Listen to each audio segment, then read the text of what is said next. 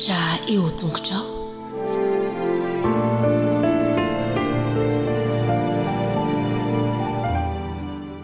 Isaotran' Jehovah lalandava aho eo ambavako mandrakariva ny fiderana azy. Jehovah nyrehirehiny fanaiko, miarama mankalazan'i Jehovah amiko, areo ka hiaraka manandratra ny anarany isika. Andeha isika hiaraka iredona ny hira fiderana fa 7:30 hira fa 7:30 mitondra ny lohateny hoe misaotranao ry iray.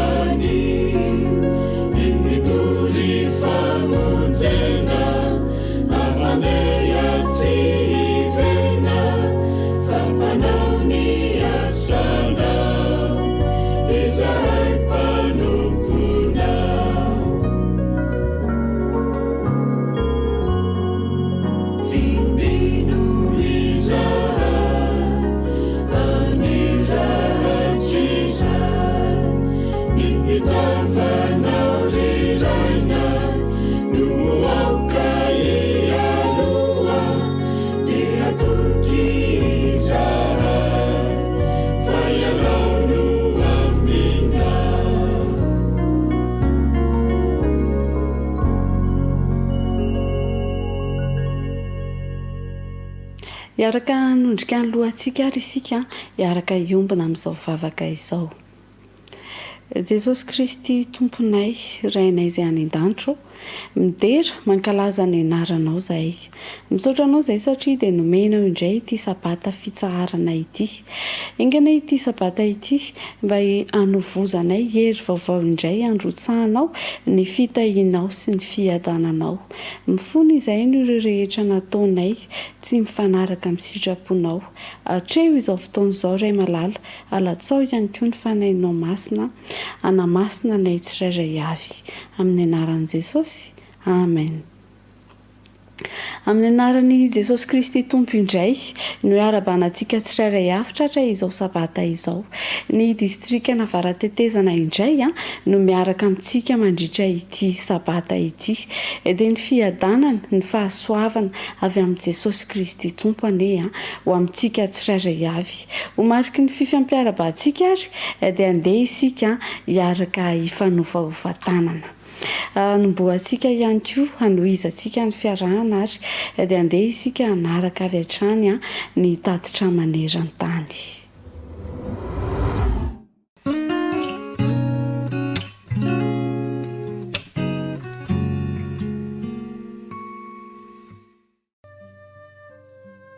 Tena lavitra an' Jesosy mihitsy aho taloha ary tsy mba nitady izay hahafantatra bebe kokoa ny momba azy.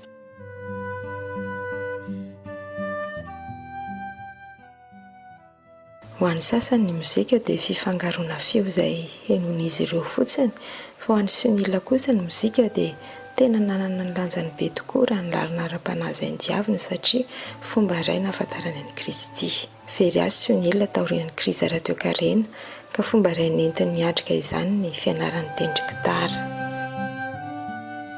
Rehefa tonga teto Pakistan ny krizy dia anisan'ireo very asa koa ny tenako. Koa dia mba nitady fialam-boly dia nanomboka nianatra ny tendry gitara ka ny gitarako no nitarika aho any am-piangonana. Sady vitsy moa no lavo ny sekoly mampianatra mozika ny Pakistan, koa dia nitady fampianarana mpitaindavitra sy mamaimpao ny Sunil.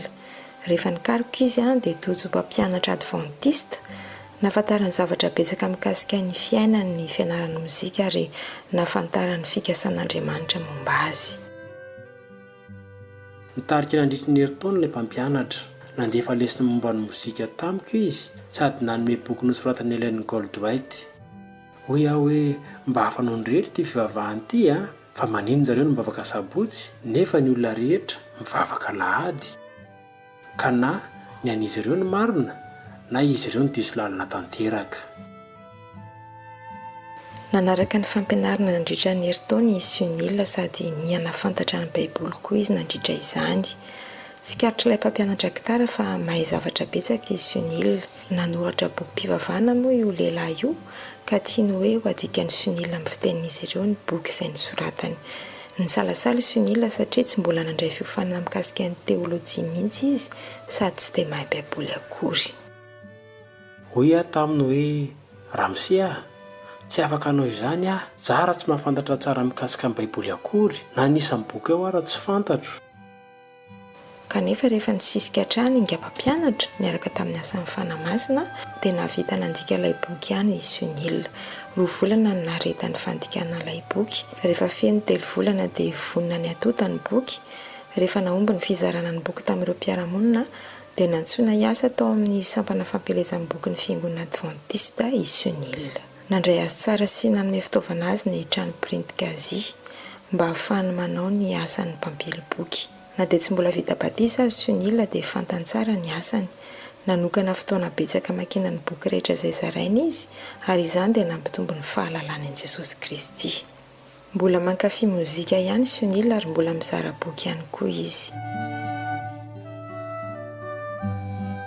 Nahazo fanasana hira ny am-piangonana izy ary aorian'ny fotoana dia mizara boky ny fanahy faminaniana maimaim-poana ho an'ny mpanatrika izy. Rehefa niasa tao amin'ny fampelezam-boky izy dia te hanao dingana iray izay tsy mbola nataony mihitsy hatr'izay dia ny atao batisa. Dia hoy aho tamin'ilay mpampianatra Ramose vonina satria izao vao fantatra izay inoko ary tiako ny izary izany amin'ny hafa. Izao indrindra ny fotoana mety anaovana batisa. Efa tamin'ny 1,750 no natsangana ny trano print gazy ary efa nanota boky amantapitrisany amin'ny fiteny Urdu. Betsaka ny olona nanaiky fa noho ny boky sy ny trakta izay natotany io trano print io dia misy ireo olona voatarika eo amin'i Jesosy. Andeha hivavaka ho an'i Sunil sy ireo mpampely boky evanjelisitra rehetra izay voakasiky ny fanamasina mba azon'izy ireo vokatra tsara amin'ny toerana misy azy ireo ho voninahitr'Andriamanitra.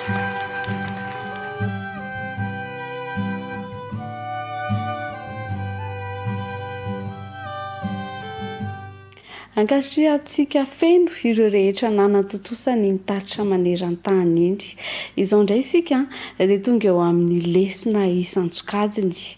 Misy ny lesony zaza minono, zaza bodo, eo ihany koa ny tanora zandriny sy ny mantoanto ary ny zatovo. Famelohan'ny anarahantsika ny famitianana ireo lesona ireo dia andeha isika hiaraka hitsangana ary redona n'ilay hira mitondra ny lohateny hoe mitenena.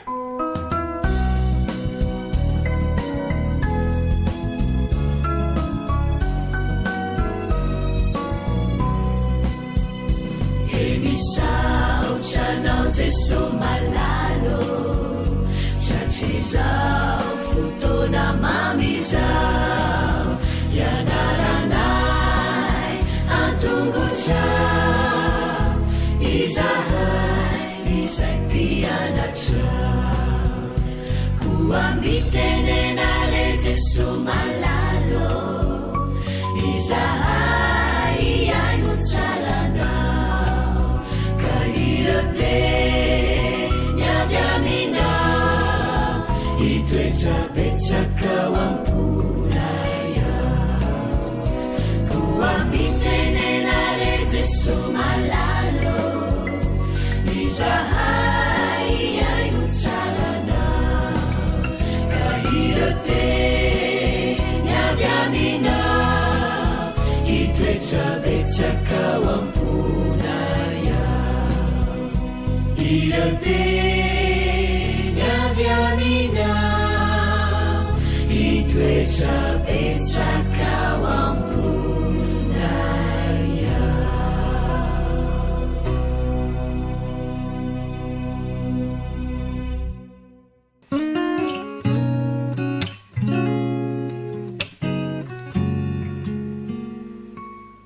Faly miarahaba-tsika zazaboty rehetra indray a fahatratra n'izao sabata fitsarana izao andeha sika hiaraka hivavaka alohan'ny ianarantsika ny tenin'Andriamanitra akambana ny tanana dia ahondrika ny loha akipy ny maso.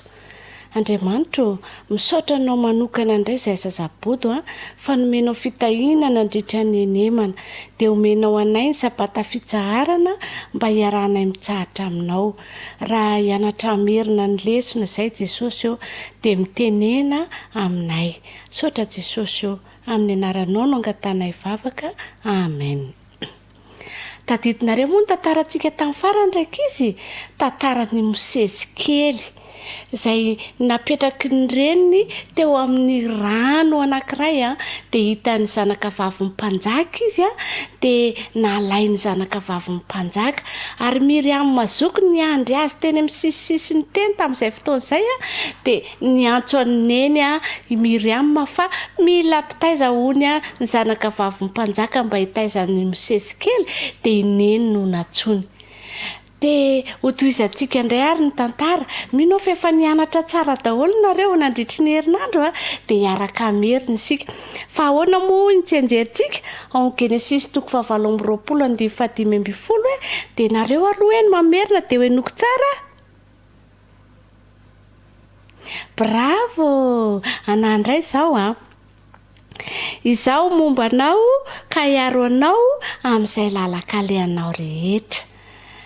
Misaotra n'Andriamanitra tsika fa nomeny teny fikasana mahafinaritra be dia hotoizantsika ary ny tantara rehefa mipetraka tany amin'ny mamany indray rakizy Mosesy satria hoy ny zanakavavy Farao hoe hoento izy dia tezao dia no tezaineny tsara izy rakizy nampianariny ho tia an'Andriamanitra izy dia nampianariny ny alalan'Andriamanitra dia zaza endrenge Mosesy dia nitombo koa izy nitombo ny alehibe izy rakizy dia rehefa feno 12 taona dia hoy amin'izay ny zanakavavy mpanjaka hoe eto aty amiko amin'izay ilay zanako eto aty amiko ilay zanako hipetraka aty amin'ny lapako dia nahaterin'ny mama Mosesy tany amin'ny lapan'ny zanakavavy Farao i Mosesy mba hipetraka andray. Rehefa ny alehibe Mosesy rakizy tao anatin'ny lapan'ny Farao tao feno 12 taona izy nalain'ilay ramatoa dia nanana drafitra manokana ho an'ny Mosesy Andriamanitra. Nofidian'Andriamanitra nge Mosesy mba hitarika ny zanak'Israely izy ny atao chef ny zanak'Israely hony ka efa lehibe izy zao fa tsy zazakely 12 taona intsony izy dia zaza endry tamin'izany fotoana izany ka rehefa lehibe izy dia tsy niala taminy fahendrena izay nampianariny eny azy tao an-trano.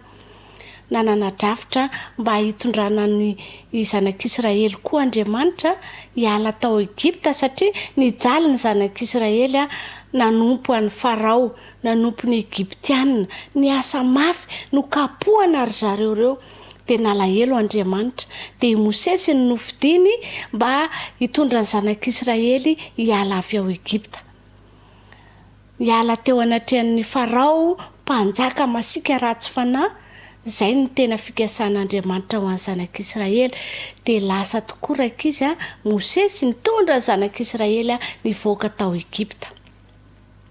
Nipita ny ranomasina mena ry zareo dia notahian'Andriamanitra izy dia afaka nipita tamin'izany ranomasina mena izany ary nampahafantarin'Andriamanitra andreo zanak'Israely ireo foana fa momba azy foana nge Andriamanitra dia nanome marika famantarana izy rehefa mandeha amin'ny atoandro mamay be ny andro tsisy alokaloka eny an-dalana dia nahamboatra androraona lehibe Andriamanitra teny amin'ny lanitra.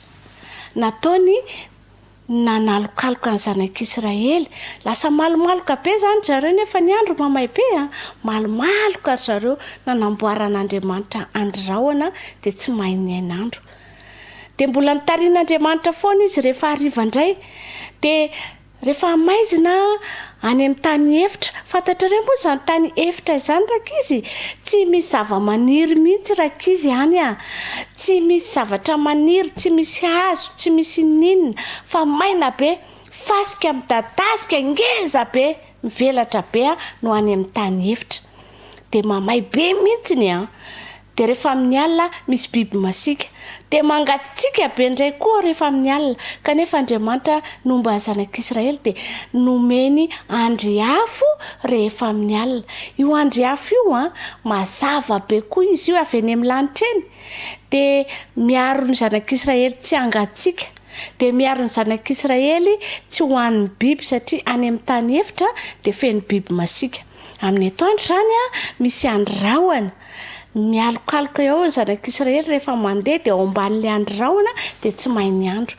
Dia rehefa amin'ny alina andriafo. Dia rehefa mijanona ny andriafo dia mijanona ny zanak'Israely dia matory. Dia rehefa miainga indray ilay andry rahona iny koa amin'ny atoandro dia lasa indray zanak'Israely, mampirinetana avokoa dia lasa mandeha. Nilaza fa Andriamanitra dia miaro ny zanak'Israely foana ny dikan'ireny androraona sy andriafo ireny. Tsy nanary ny zanak'Israely Andriamanitra. Eny fa na dia naditra azy izy ireo dia tsy nanary azy Andriamanitra. Mikarakara antsika foana nge Andriamanitra. Amin'izao fotoana izao tsika tsy manana andriafo sy androraona, fa Andriamanitra dia mitahantsika rakizy. Dia omeny rivotra sika, omeny masoandro sika, omeny orana koa sika, dia misaotra an'Andriamanitra. Ka amin'ny zavatra rehetra dia hisaotra an'Andriamanitra foana sika rakizy hisaotra an'Andriamanitra fa izy no mitantana antsika. Andao ary hiara hivavaka e. Akambana ny tanana dia ondrika ny loha hiara hivavaka sika. Jesosy zokinay misaotra noho ny fikarakaranao anay tahaka ny tamin'ny andron'ny zanak'Israely, na dia tsisy andro rahona sy andriafo tsony aza dia eo foana ianao miaro anay, mitantana anay, manome sakafo sy fahasalamana, manome fitahiana maro be dia isaorana ianao izany. Meo fahendreny izay rehetra mba tsy hanadino misaotra anao mandrakariva. Amin'ny anaran'i Jesosy, amen.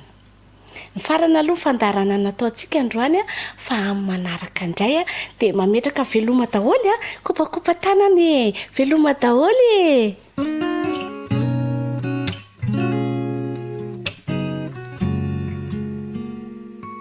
Kokoa daholo ianareo rakizy namako, faly tokoa ny foko miaraka aminareo amin'ity sabata mahafinaritra ity. Andeha hiaraka merina ny lohahevitra 10 ary isika izay manao hoe Andriamanitra no lohalaharana. Ahoana tsara hoe Andriamanitra no lohalaharana. Ny andalan-teny fitadidy izay nataontsika tsenjery dia ny rahantsika nahita tao amin'ny Apokalipsy 4:1-12. Ianao tomponay sy Andriamanitray no mendrika mandray ny voninahitra sy ny haja ary ny hery. Andenga ho avekintsika tsara ianao tomponay sy Andriamanitray no mendrika handray ny voninahitra sy haja ary hery. Apokalipsy 4:1-12. Efa fotoana tokony hidiran'ny zanak'Israely any amin'ilay tany nampanantenana tokoa izao rakizy, araka ny tantara izay nianaratsika. Kely sisa dia hiditra any amin'ny tany Kanana izy ireo. Ny tany Kanana na ny tany nampanantenana izay tany misy trano tsy namboarin'ny zareo sy tanim-boaloboka izay tsy nambolen'ny zareo akory vehivavy. Ka dia nalaim-panahy izy ireo tao nanadino fa mila miankina amin'Andriamanitra ny fiainan'izy ireo. Tamin'izay indrindra rakizy no nananaran'i Mosesy sy ny angavian'i Mosesy azy ireo mba hitodika amin'Andriamanitra, hideran'Andriamanitra fa tsy ny sampy. Ho tian'Andriamanitra amin'ny fony manontolo sy ny heriny manontolo ary ny fanahin'ny manontolo. Ka dia nampianatra azy ireo Mosesy mba hitandrina ny didin'Andriamanitra mandrakariva. Dia anangana koa naporisihany mba hanangana fitaompivavahana ny isam-pianakaviana mba hahafahan'Andriamanitra manatrika eo amin'ny fiainan'izy ireo mandrakariva. Tsika koa ankehitriny dia fantatrao ve fa efa akaiky angelay tanina mpanantenana izay nampanantenan'i Jesosy antsika dia ny fiainana mandrakizay any an-danitra. Mandalo olana nefa tsika io indraindray dia toadintsika fa mila miakina amin'Andriamanitra isika ka dia nampatsiahivo ny loha hevitra zany fa ilaina indrindra rak'izy ny mideran'Andriamanitra manao azy loha laharana eo amin'ny fiainantsika raha tiantsika no todo soamatsara any amin'ny tany izay nampanantenainy. Ka dia iriany Jesosy ary ny ankizy kely rehetra hanana risom-po sy fahazotoana hanompo an'Andriamanitra amin'ny fony manontolo. Ka dia andeha ary ho ataontsika loha laharana Jesosy eo amin'ny fiainantsika. Dia izay indray ary ny loha hevitrintsika miraky sabata mahafinaritra ho mba hampitahiana ho an'ny ankizy rehetra. Ka dia hanao loha laharana an'i Jesosy daholo itsika. Dia veloma daholo ho amin'ny manaraka indray. Veloma!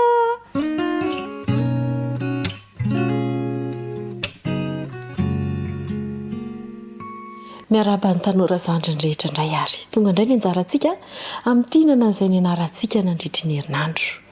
Lesona 10 no ny arahantsika nandinika nandritry ny herinandro iny. Andeha averintsika miaraka ary ny lohateny sy ny tsy anjery. Mpisorona manahirana, izay ny lohateny. Andeha ataontsika ny tsy anjery. Lian-kanina ireny amboa ireny ka tsy malala voky, sady mpiandry tsy mahafantatra ireny. Samy efa ny vilo amin'ny lalany avy izy rehetra, samy mankamamy ny filany harena avokoa izy rehetra. Isaia 4:9 andininy 2:20. Minao fa nahay tsara daholo isika mahafinaritra izany. Inona raha zavatra hitantsika sy noraisintsika nandritra n'izany herinandro izany. Ny momba ny mpisorona ely sy ireo zanany no noresahantsika nandritry ny herinandro, ary ireo zanany ihany koa dia Hofni sy Fineasa izany dia mpisorona ihany koa izy ireo. Ary ny zavatra nampalahelo dia naka tombony tamin'ny fanatitra izay nentiny vahoaka ho an'Andriamanitra izy mirahalahy ireo. Misy tokoa ny anjara ohatra hoe ny sabora sy ny ohatra zany, zany hoe ny faritra ao anatin'ilay hena no entina ho fanatitra zany. Misy anjara natolotra ho an'i Jehova, misy koa izay natolotra ho an'ny mpisorona, dia misy ihany koa ho an'ilay mpitondra fanatitra. Efa misy fitsinjarana izay fanolazain'Andriamanitra zany ao anatin'izay fanolorana ny fanatitra izay. Tsy nialina tamin'izany reto mpisorona ireto izy mirahalahy zany, fa nakankeriny izay tokony ho an'Andriamanitra sy izay tokony ho an'ilay olona izy. Nalainy ho tombotsoa ny tenany izay tsaratsara tao anatin'izany fanatitra izay atolotry ny olona izany. Nanjary halan'ny olona ny mitondra fanatitra ho an'i Jehova. Nanjary halan'ny olona ny manao fombafomba-pivavahana tany amin'ny tempolo tamin'izany andro izany, satria nampijaly izy mirahalahy reto. Ary raha vao misy tsy manaiky amin'izany dia rahonany izy mirahalahy. Nampalahelo ny toe-javatra. Taty afara dia efa nitaraina moa ny olona, nefa tsisy fiovana, satria ny olona rehetra zany dia niteny fa tsy tokony ho mpisorona ireto zanany mirahalahy reto. Nandefa mpitondra hafatra ary Andriamanitra dia nolazaina fa tsy ho velona ireto zanaky ny mpisorona ely ireto, fa fahafatesana no miandry azy ireo noho izany toetra ratsy nataony tao anatin'ny fisoronana izany. Amin'izao fotoana izao koa ry tanora namako dia maro ny olona izay miditra amin'ny fivavahana mba ahitana tombotsoa any tenany, satria misy zavatra tiany andraindrainao dia izay ny antony hidirana amin'ny fivavahana. Tsy le fiankofana amin'Andriamanitra no ambony kokoa na ilay fanolorana ny fanatitra ho an'Andriamanitra, fa nanjary filana tombotsoa sy harena no nentina nanaovana ny fanompoam-pivavahana. Ho antsika tanora amin'izao fotoana izao koa, andesika hakalesona hatrany. Mety misy efa ampahany atolotra ho an'Andriamanitra, efa misy fanatitra izay atokana tolotra ho an'Andriamanitra dia tsy hamentsika le izy fa alaitsika indray na alaitsika ny ampahany na alaitsika izy manontolo. Mety ihany koa efa tokony hoe hanolotra ny ampafolony isika, hanolotra ny fanatitra dia zara raha manome ny anjaran'i Jehovah, manimbina izay tokony ho an'i Jehovah isika dia tahaka ny nataon'ny zanaky ny mpisorona ely dia Hofinisy Fineasa izany. Zava-doza ny vokatra satria manjary tsy araka ny tokony ho izy ny fanompom-pivavahana izay atao amin'i Jehovah. Be da be izany ny lesona izay niraisintsika nandritra ny herinandro iny mino aho fa nandray fanapahan-kevitra isika. Hitantsika fa iny lesona iny izany dia nampianatra antsika fa ny fifantohantsika amin'ny tenantsika dia manimba ny toetoetry ny fiankohofana. Raha mifantoka amin'ny tenantsika isika dia manimba ny toetoetra ny fiankohofana. Nampianatra antsika ihany koa fa rehefa miankohoka amin'Andriamanitra isika dia ny fiainantsika ray manontolo no amentsika azy, tsisy anombinana. Ary manampy antsika nanapa-kevitra ihany koa ny hanao an'Andriamanitra loha laharana mandrakariva eo amin'ny fiainantsika. Izay no natonga nalaza hoe nandray fanapahan-kevitra tsara indray isika nandritry ny herinandro iny. Tehirizo izany, apetrao amin'Andriamanitra mandrakariva mba ho tena mpanolotra sy mpanao fanompoam-pivavahana marina amin'Andriamanitra isika. Aza dino ary ilay afatra hoe miankohoka amin'Andriamanitra isika rehefa mifantoka amin'ny heriny ary mifantoka amin'ny fanomezana ho an'Andriamanitra irery ihany. Dia mirary soa antsika tanora zandry indray ary.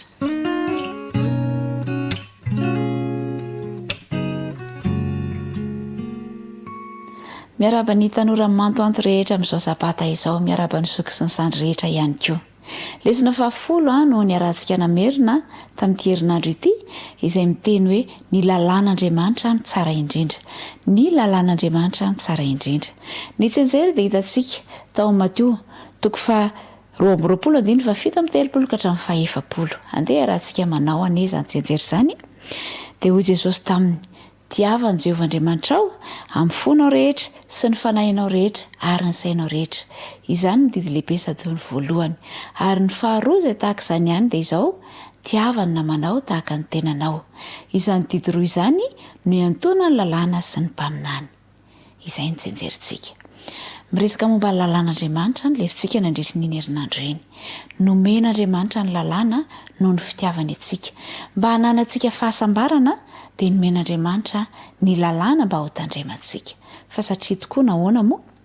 Nisy lehilahy Eropeana iray nanana faniriana mba ho afaka, mba hanana izany fahafahana izany, dia naniry izy ny mba ho any Amerika satria any no heveriny fa tany misy fahafahana.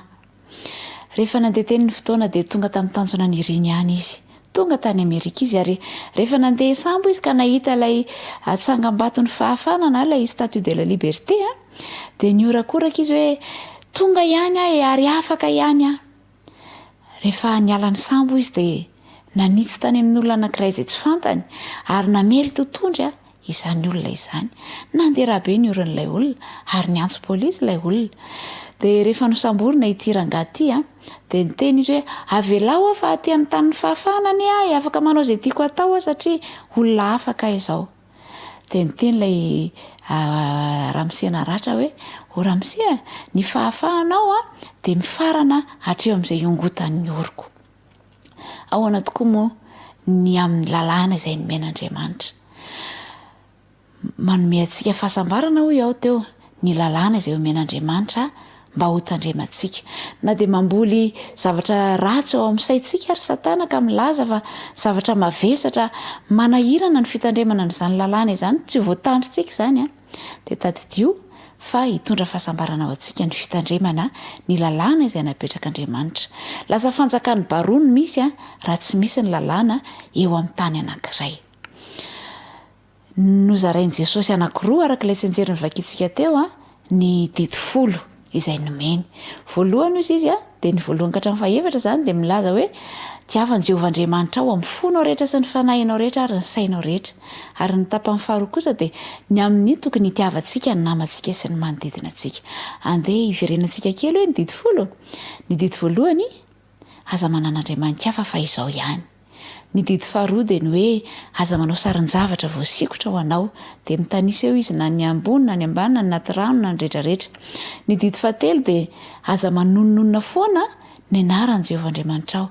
Ary ny didy fahaefatra dia mampatsiahy antsika ny amin'ny tokony hitandremantsika ny sabata. Izay efatra izay dia manamafy ny fifandraisantsika amin'ilay Andriamanitra. Ireo didy enina manaraka kosa indray ary. Ny didy fahadimy dia mampirisika antsika ny amin'ny tokony hanajantsika ny ray aman-drentsika mba ho maro andro isika amin'ny tany izay omeny Jehovahandriamanitra antsika. Ny didy fahaenina dia ny hoe aza mamono olona. Ny didy fahafito aza mijangajanga. Ny didy fahavalo aza mangalatra. Ny didy fahasivy aza mety ho vavolombelona mandaingana meloka ny namanao. Ary ny didy fahafolo dia ny hoe aza mitsiriritra. Ireo didy enina ireo dia mahatonga ny fiarahamonina irindra raha voatandritsika. Fitiavana ny nanomezan'Andriamanitra izany didy izany mba ho tandremantsika. Ary irindra isika mba hitandrina izany ihany koa amin'ny fitiavana avy ao anatin'ny fotsika. Ka ho tandremantsika amin'ny fotsika, amin'ny saintsika, amin'ny herintsika rehetra izany didin'Andriamanitra izay nomenantsika izany. Tsy ho vitantsika tokoa izany raha tsy miankina amin'Andriamanitra isika, raha tsy miaraka amin'Andriamanitra mandrakariva isika. Tsarovy fa olona manokana ianao ary tian'Andriamanitra amin'ny fomba rehetra ianao. Dia iriny koa ianao mba hamaly izany fitiavana omen'Andriamanitra anao izany ka hatsapa fa ho maivana ny didy raha miaraka aminy ianao. Dia maniry ny mantoanto rehetra ary mampirisika ny mantoanto rehetra mba hitahiry ao an-tsaina ny didin'Andriamanitra satria raha mirakitra ny didin'Andriamanitra ao an-tsaintsika isika dia ho voaro amin'ny loza sy ny fakapana rehetra izay alefan'ilay ratsy. Aoka isika hifandray amin'Andriamanitra mandrakariva ary tanora mantoanto dia hahatandrina izany didy izay nomen'Andriamanitra izany ka hanana fahasambarana dia ny dian-tany hatrany amin'ny fiainana mandrakizay. Mirary soa indrindra ary veloma tompoko.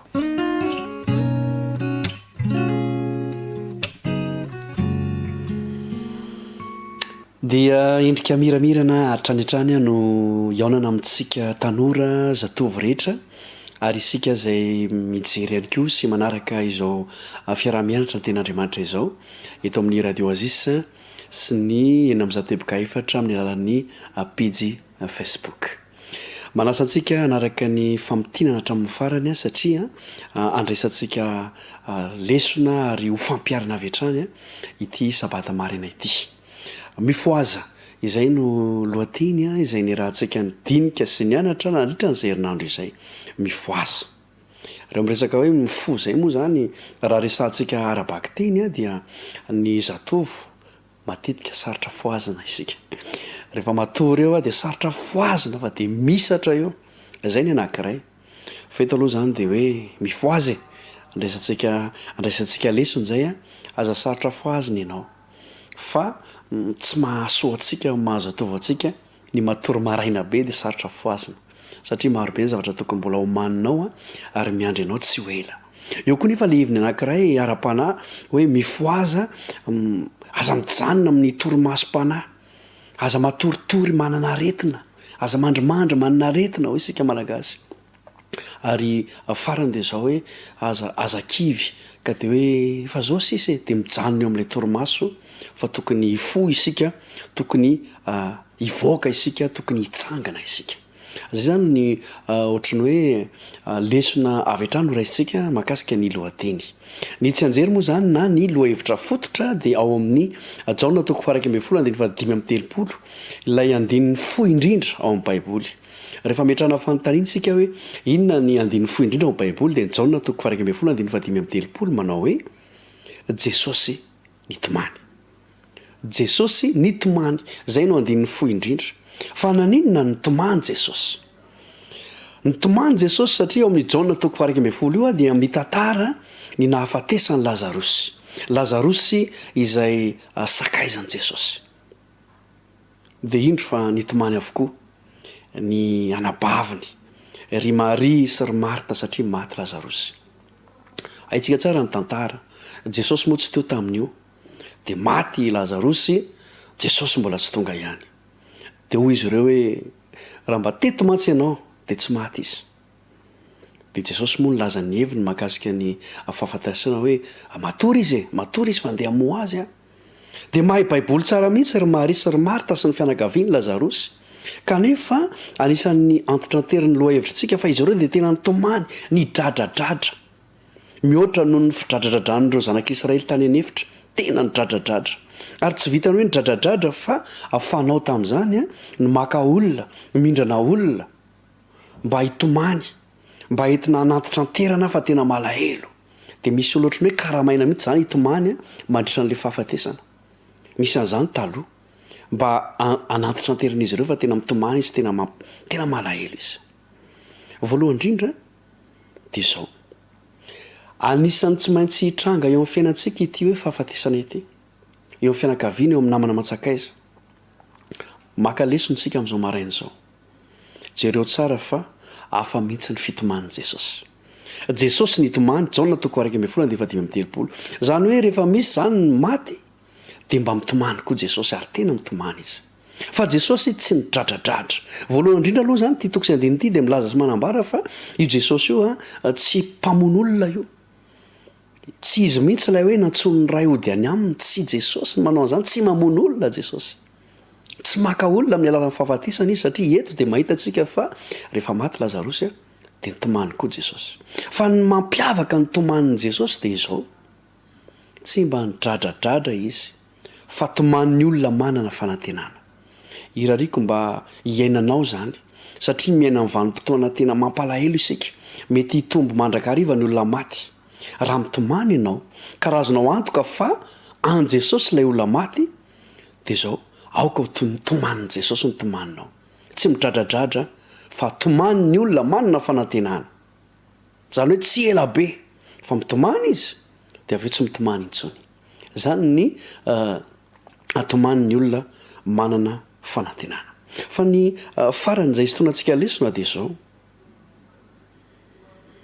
rehefa nakany amin'ny fasana Jesosy de nasen'ny fo nasen'ny voaka i Lazarosy zany hoe resin'i Jesosy ny fahafatesana ny fanontana mety manitikitika atsika mantsy de zao hoe fa inona ny tena antony nampitomany an' Jesosy izy ange fantany tsara fa afaka hanangana ny Lazarosy izy fa manina izy mbola mitomany ny antony tena nampitomany an' Jesosy de zao reto olona izay mitomany reto a de anisany mbola hamono an' Jesosy koa tsy ho ela reto olona marobe eto tanàna izay mitomany reto a de anisan'ny anombo azy amin'ny hazo fijaliana izany no anisany tena nampalahelo an' Jesosy indrindra fa tsy de Lazarosy maty loha satria efa hanangana azy a Jesosy de hitantsika tsara moa zany toy ny tantara fa nakany amin'ny fasana de ny foa nivoaka i Lazarosy ry tanora malala eto am-pamaranana de zao azon'Andriamanitra atao azon'ny tompo atao ny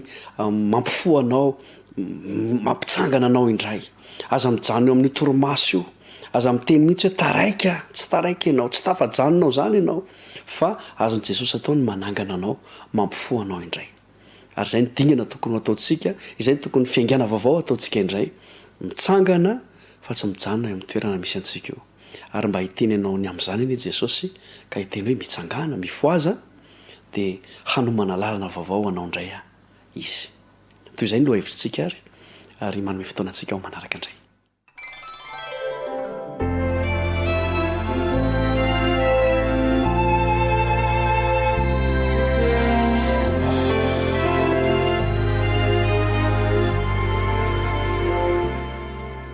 tsy ho diso anjara ihany koa ny tanora zokony a sy ny lehibe amin'izay famerenana ny lesony sekoly sabata izay famelohan'ny anarahantsika azy aloha dia andeha isika anaraka hira iray.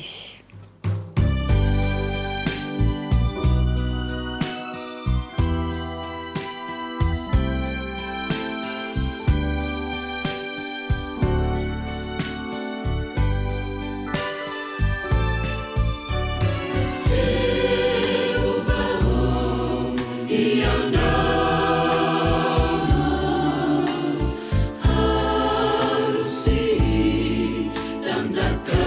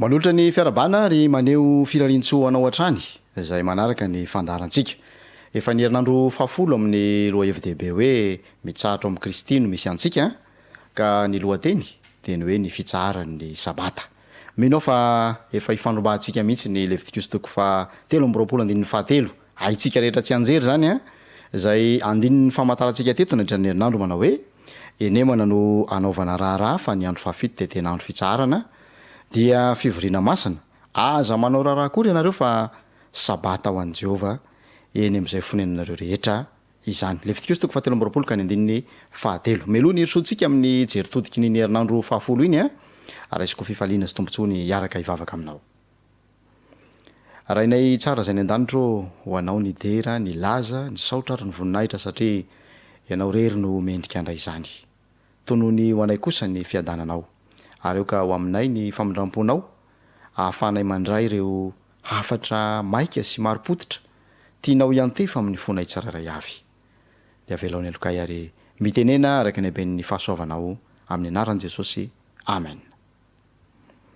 Ny fitsaran'ny sabata no lohatenintsika nandritra nyity herinandro zay nidiavintsika ity inoko fa be deaibe tamintsika no nanatsoaka lesona ary nitondra fitahina lehibe ho antsika izany. Tea metra-panontaniana amintsika hoe efa nisy fotoana ve teo amin'ny fiainanao very zavatra ianao de nokarohanao tamin'ny toerana maro samihafa io zavatra io a nandany fotoana nandany hery nampitebiteby kanefa dia hitanao teo amin'ny toerana anankiray tsy nampoizina indray a rehefa avy eo karoka eraky ny toerana rehetra isika kanefa dia hay eo amin'ny toerana talaky maso mora hita no nandraisantsika izany zavatra very izany a rehefa avy eo. Isika dia nomen'Andriamanitra fahafahana mitadidy ary raha sanatria moa ka tsy manana an'izany sika dia inona ny zavatra nitranga. Minao fa efa nahita olona anankiray na nafantatra olona anankiray zay very fitadidiana ianao. Tsapanao ve ny fahasahiranan'izany olona zany? Tsapanao ve ny alahelony? Tsapanao ve ny fahaverezan-keviny? Ny amin'izany hoe tsy mahatsiaro ninninna fa tsy ny zavatra hitany androany sy ny ainany androany fotsiny. Ny sabata dia nomen'Andriamanitra antsika mba ampatsahivana fa Kristy no namorona antsika. Izy no namonjy antsika, izy no nanafaka antsika ary mbola ho avy indray izy aka antsika.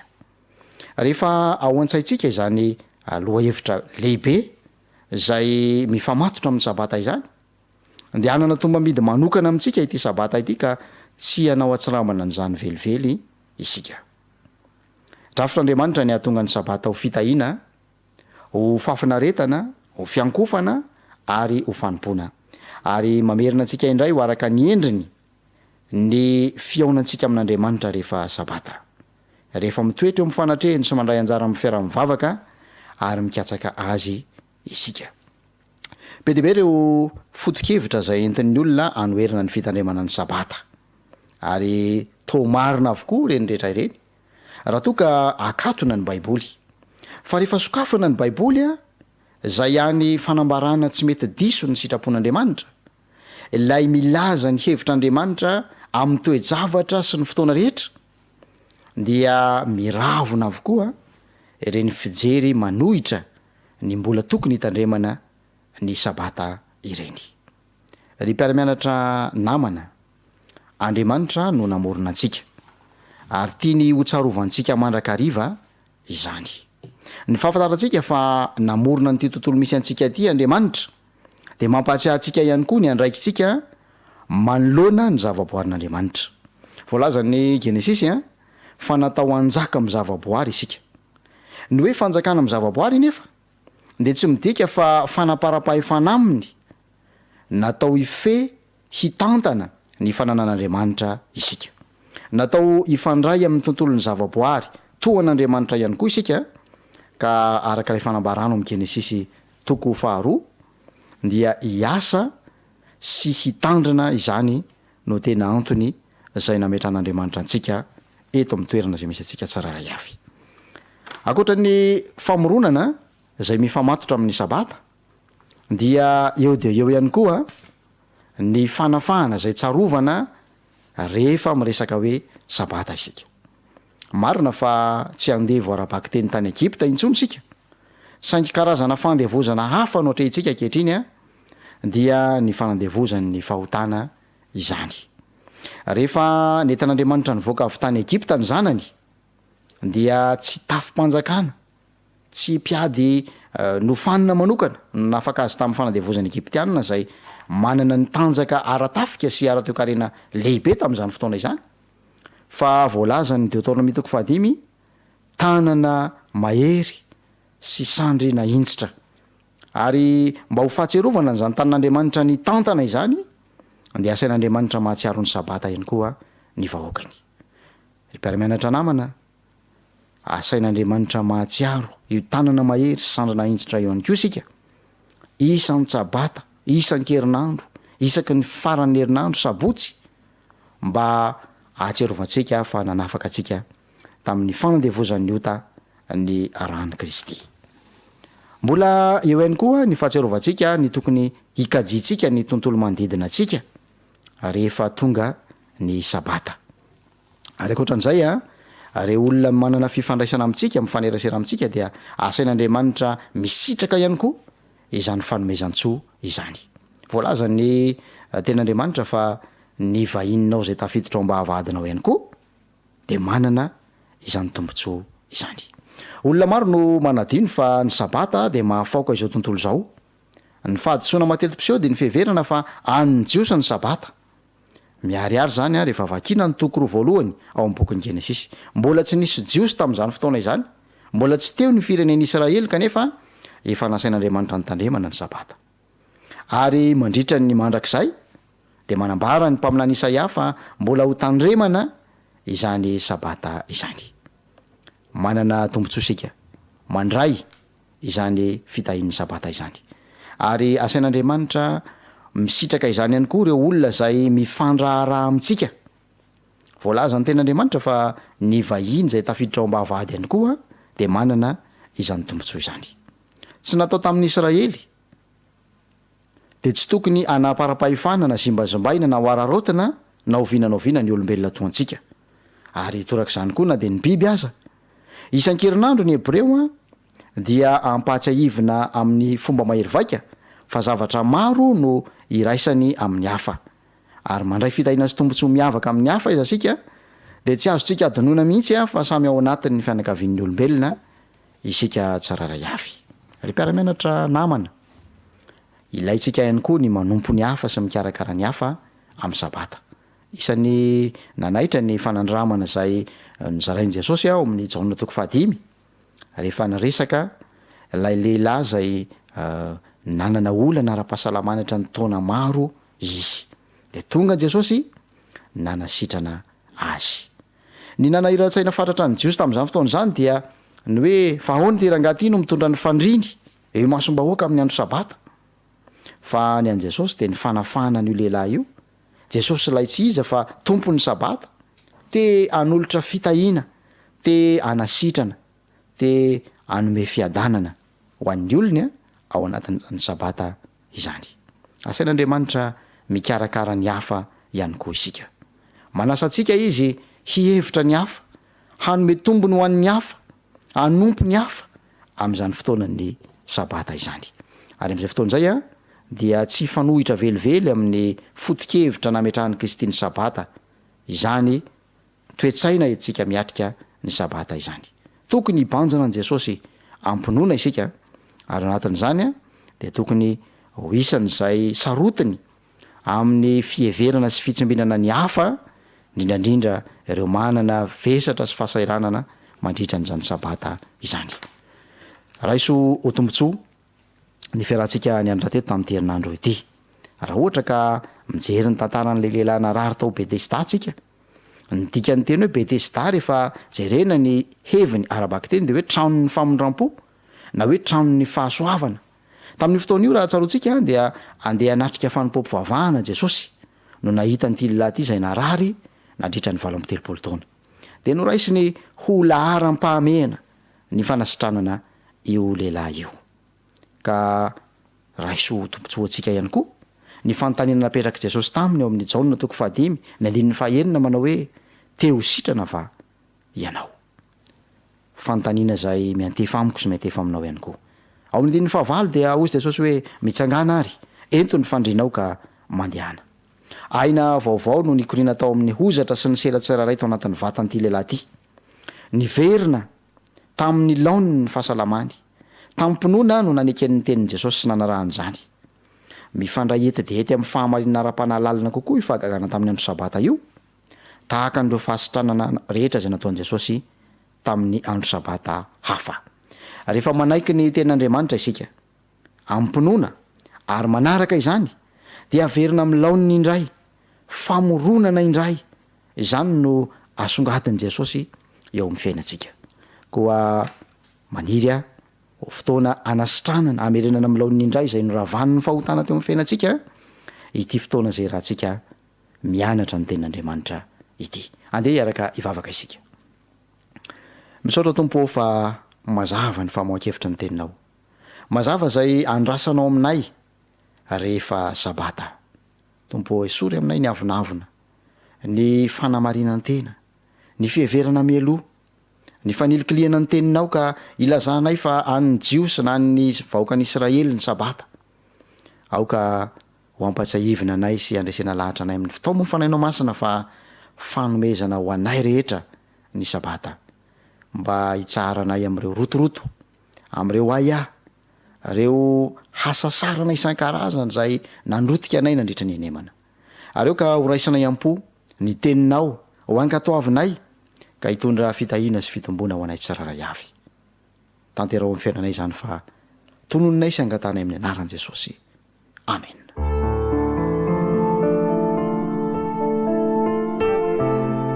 Mianatra eo tongotrao.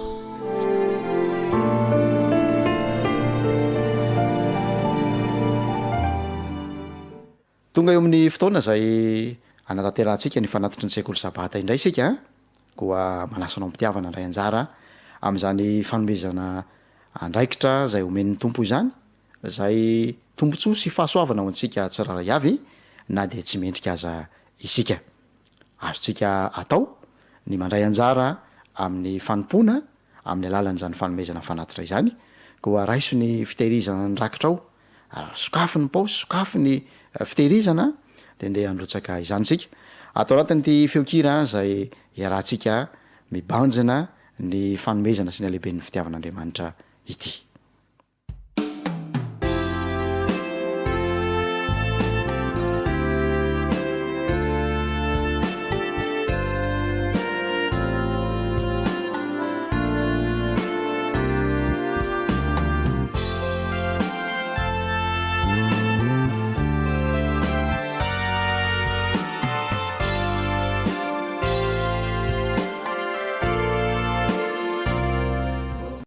Andeha hivavaka ho an'ny fanatitra isika. Tompo Andriamanitra eo ho anao ny dera, ny laza, ny voninahitra ary tonono ho anay kosa ny fiadananao. Misaotra noho ny fahalalan-tanana izay nomenao anay tsiraray avy, nahafahanay nandray anjara tamin'izao fanompoana masina izao. Engane mba ahefa be eo amin'ny asa izay nikendrenao azy, ireny vola izay natolotra ireny. ka dia ho vita angana ny asanao ary hiverina ianao Jesosy eo andraynay hiara-mandova ny fiainana mandrakizay. Ataonay ampinoana amin'ny anaran'i Jesosy ny vavaka izany. Amen.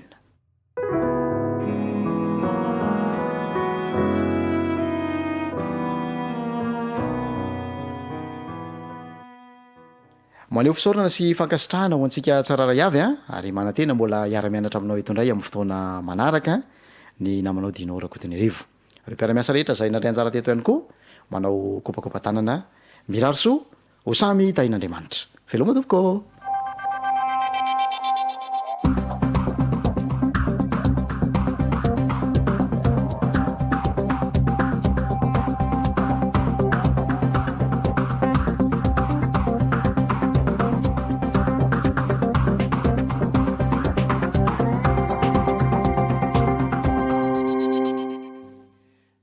Faly miarabantsika mandrakariva indray amin'ny alalan'izao fandarina izao izahay ato amin'ny departementany fahasalamana sy ny fahalalana olona amin'izao fiangonana adventiste mitandrinaty fahafito izao eto anivony FMC. Ka zanadoa hevitra anankiray no jerevantsika androany indray mahakasika ny atao hoe hyperactivité, agressivité, insomnie raha miteny frantsay izy, fa raha miteny malagasy dia le hoe fihetsika mahery sy mitrotrotra ary masika ary mahakasika ny tsy fahitan-tory. Indraindray ny zavatra azontsika jerena sy fatarina mahakasika izany. Ny ty hyperactivité ty na toe-po mitrotrotra masitsika ny agressivité ny dia hita matetika amin'izao vaninandro izao any amin'ny tany mandroso ary tena lasa olana lehibe izy io indrindrandrindra eo amin'ny zaza. Tsy eo amin'ny zaza ihany anefa izany no ahitana izany ankehitriny fa efa mihamseho koa izany eo amin'ny olon-dehibe sy ny tanora, izany hoe le hyperactivité izany hoe tsy hitanao mihitsy izany hoe mipetraka tony ny olona anankiray na ny ankizy anankiray fa mitsambikimbiki na miazakazaka etsero tsy mahay mipetraka mihitsy izy tsika ray aman-dreny izay. Dia eo ihany koa izany le toe-po le somary masitsika na atao hoe agressivité. Dia izany rehetra izany dia efa milasa olana eo amin'ny fiarahamonina indrindrandrindra any amin'ny firenena mandroso. Ary inona raha izany ny antony mahatonga izany?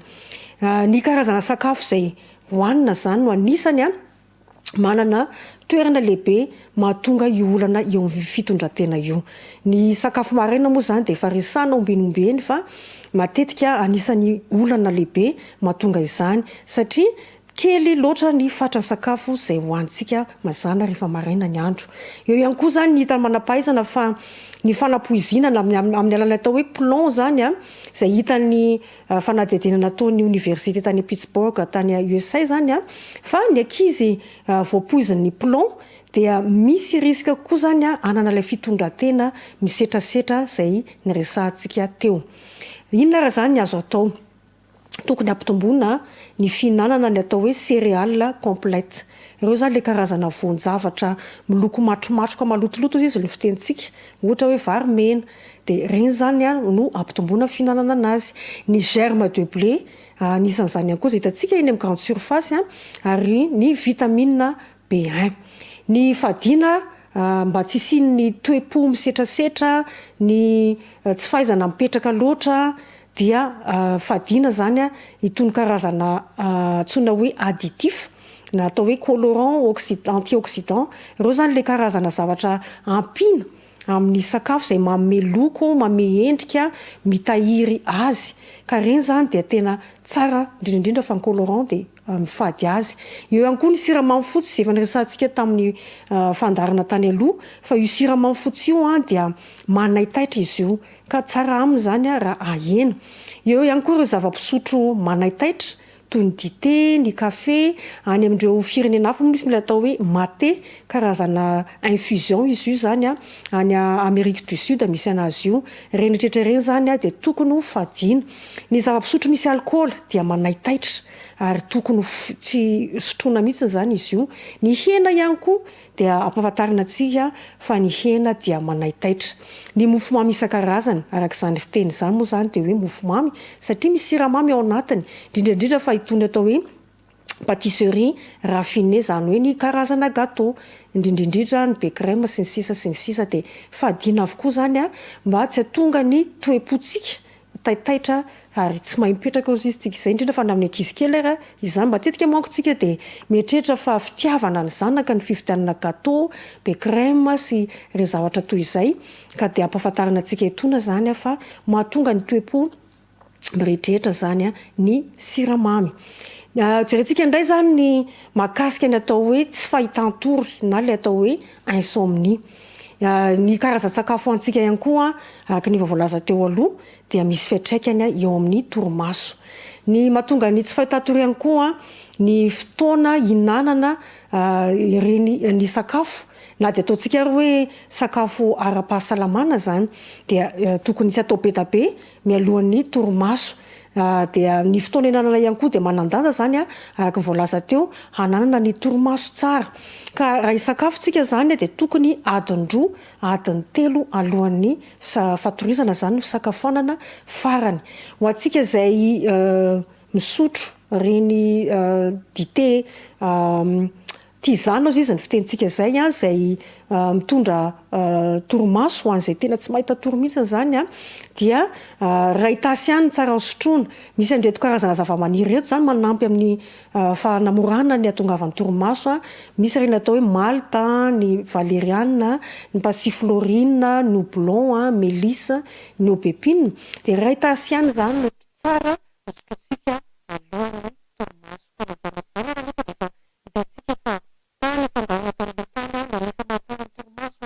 fanaovana ditongotra ihany koa malohan'ny torimaso. Ampitomboana ny fihinanana avoanina, ny malta, ny tantely. Eo ihany koa ireo karazana siramamy antsoina hoe hydrate de carbone izay hita any amin'ny mofo, ny céréales, any amin'ny varimena, ny karazana paty isan-karazany, ny voamadinika, ny ovy ary misy le karazana salady na anana atao hoe laitue de misy ihany koa ty atao hoe craquelin na biscuit avy any Bretagne nanaovana anazy ity zany a ka ho antsika izay any ampitan-dranomasina any moa zany a mety mahalala bebe ko anazy io de afaka ampitomboina fihinanana azy io zany a mba hananana torimaso tsara. Ny fadina raha zany na ahena de efa hitantsika ombenombeny fa ireo zava-pisotro manaitaitra toy ny dité, ny café, ao ihany koa ny chocolat, ny épices maro isan-karazany ny hena, ny fromage maina, ireo karazana protéine isan-karazany ary ny soda zany ireo zava-pisotro mamy izay mahatonga izay indray zany no azonentina ho antsika indray tamin'ity androany ity fa de mirary sabata feno fifaliana ho antsika tsirairay avy. Amen.